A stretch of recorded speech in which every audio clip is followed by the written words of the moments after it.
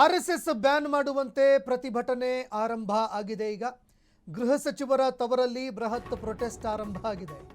ಕಲಬುರಗಿಯಲ್ಲಿ ವಿವಿಧ ಸಂಘಟನೆಗಳು ಧರಣಿ ಮಾಡೋದಕ್ಕೆ ಮುಂದಾಗ್ತಾ ಇದ್ದಾವೆ. ಆರ್ಎಸ್ಎಸ್ ಅನ್ನ ಬ್ಯಾನ್ ಮಾಡಬೇಕು ಅಂತ ಕಲಬುರಗಿಯಲ್ಲಿ ವಿವಿಧ ಸಂಘಟನೆಗಳು ಧರಣಿ ಮಾಡಿದ್ದಾವೆ. ಸರ್ದಾರ್ ಪಟೇಲ್ ವೃತ್ತದಿಂದ ಡಿಸಿ ಕಚೇರಿಯವರೆಗೂ ಮೆರವಣಿಗೆಯನ್ನ ಮಾಡಲಾಯಿತು. ಕೋಲಿ, ಕಬ್ಬಲಿಗ, ಎಸ್ಟಿ ಸಮಿತಿ, ದಲಿತ ಸಂಘರ್ಷ ಸಮಿತಿ ಹೋರಾಟ ಮಾಡಿವೆ. ನೋಂದಣಿನೇ ಮಾಡಿಲ್ಲ ಆರ್ಎಸ್ಎಸ್ ಅನ್ನ, ಆದರೂ ಕೂಡ ಕಾರ್ಯನಿರ್ವಹಣೆ ಮಾಡ್ತಾ ಇದೆ. ಹೀಗಾಗಿ ಆರ್ಎಸ್ಎಸ್ ಅನ್ನ ನಿಷೇಧ ಮಾಡಬೇಕು ಅಂತ ಆಗ್ರಹ ಮಾಡಿದ್ದಾರೆ. ಡಿಸಿ ಕಚೇರಿ ಬಳಿಯಲ್ಲಿ ರಸ್ತೆ ತಡೆಯನ್ನ ನಡೆಸಿ ಆರ್ಎಸ್ಎಸ್ ವಿರುದ್ಧ ಧಿಕ್ಕಾರವನ್ನ ಕೂಗಿದ್ದಾರೆ. ಈ ಆರ್ಎಸ್ಎಸ್ನ ಸಂಘರ್ಷ ಈಗ ಮತ್ತಷ್ಟು ತಾರಕಕ್ಕೇರುವಂಥದ್ದು ಸ್ಪಷ್ಟವಾಗಿ ಗೋಚರವಾಗ್ತಾ ಇದೆ.